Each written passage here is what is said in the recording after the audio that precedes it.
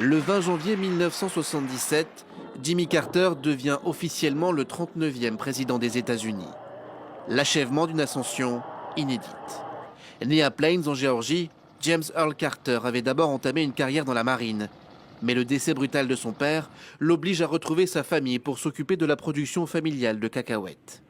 Au début des années 60, il fait ses premiers pas en politique, en soutenant le président Kennedy et le mouvement des droits civiques. En 1970, il remporte le siège de gouverneur de la Géorgie. Sous son mandat, il se bat pour plus d'égalité raciale et économique. Mais au bout de quelques années, son ambition se porte vers un nouvel objectif, la Maison-Blanche. And I pray that I can live up to your confidence and never disappoint you. Au-delà de la Géorgie, Jimmy Carter est encore méconnu du public. Mais il profite des traumatismes liés au scandale du Watergate et à la guerre du Vietnam pour proposer un mode de gouvernance plus progressiste.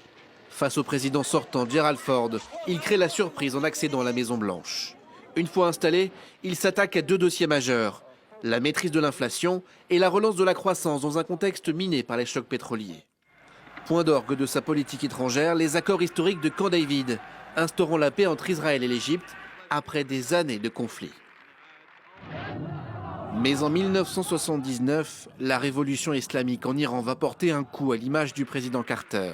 Le Shah, allié des États-Unis, quitte le pays sous la pression populaire. En novembre, l'attaque de l'ambassade américaine à Téhéran par des étudiants marque un tournant. 52 personnes sont gardées en otage pendant 444 jours. We stand today as one people. We are dedicated to the principles and the honor of our nation.